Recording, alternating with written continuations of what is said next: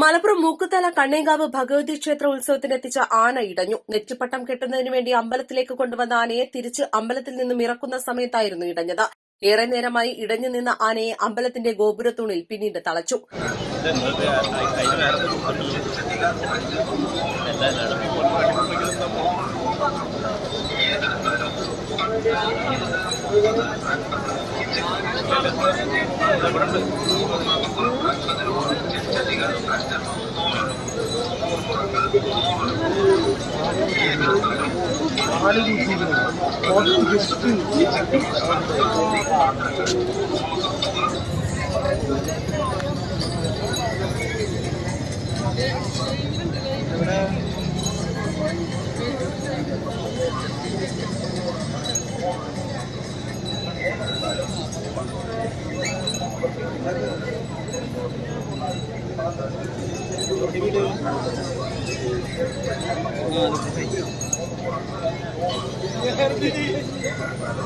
East live Malappuram.